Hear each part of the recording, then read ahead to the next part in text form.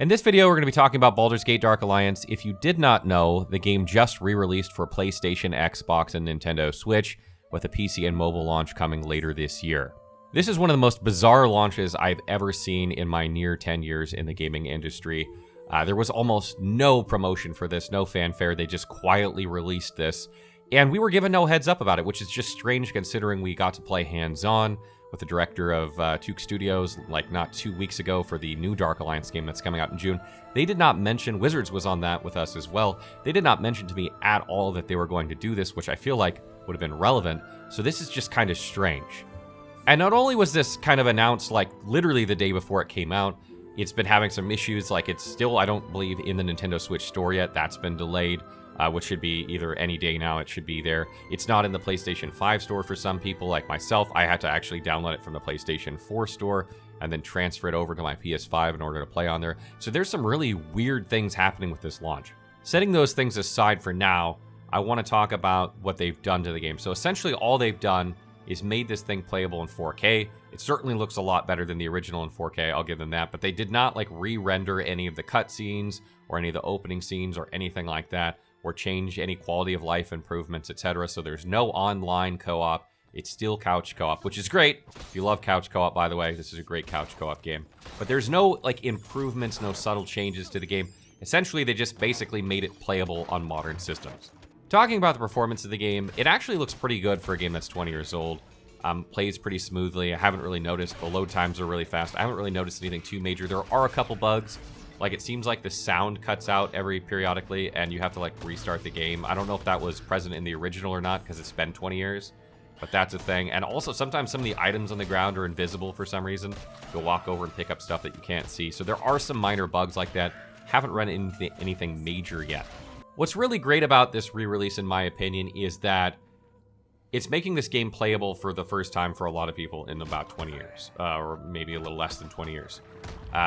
The game came out on PlayStation 2 and Xbox, original Xbox, and if you didn't own it on those platforms, there was no way between those consoles and here to play it unless you had an emulator on PC or something like that. So there's been a huge gap for people like myself who played it when we were younger, and now we get to play it again, maybe with the younger generation or the next generation of players, maybe with your kids or maybe your significant other, etc. So I'm really, really happy that this is coming out. Again, one thing that's really strange about it, though, is the timing. Like, you have the new Dark Alliance game coming out in a little over a month. Why release this game now, and why release it without really any announcement whatsoever? I don't understand what the logic is here. I do know that they are planning to do this for Baldur's Gate Dark Alliance 2. I don't know what the time frame for that looks like, so I can't really tell you when that's going to come out, but I do know that's happening with that. But I don't understand the time frame. If you're trying to sell the new game, why are you releasing the old game? And if you're trying to sell the old game, why are you releasing the new game? Maybe these should have been spaced out more. I don't know. I'm happy that it's out, but it's a bit strange.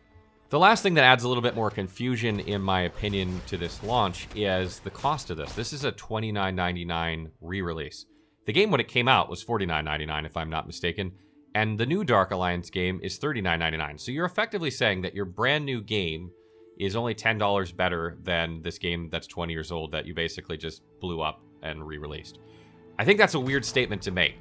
In my opinion, I would have liked to see this remaster or re-release turned into a remaster or a remake. I mean, I feel like it's an old enough classic that it could have gotten better treatment. It still looks pretty nice, but they could have done a lot of quality of life improvements to the game. They could have touched up the graphics even more. I mean, if they wanted to go full bore, they could have done a remake, and I think people would have bought it. But I feel like they just really did the bare minimum here, and making the statement that it's $29.99 when their new game is $39.99 is either saying our new game isn't very good, or our old game, we're charging a fortune for it because there's no other way for you to play it. I mean, you're either making one of those two statements or both, and I feel like that's a weird thing to do. If it had been $29.99 for both Baldur's Gate Dark Alliance 2 and Baldur's Gate Dark Alliance 1 re-released, I would have been like, that's about right. $15 for each. I don't even think you can buy the old discs for less than that. They're probably even more expensive than that at this point because they're so rare.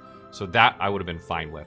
But as it stands, it's like, what the heck? I've seen remasters done that are this price, and they're remasters. They're not just re-releases.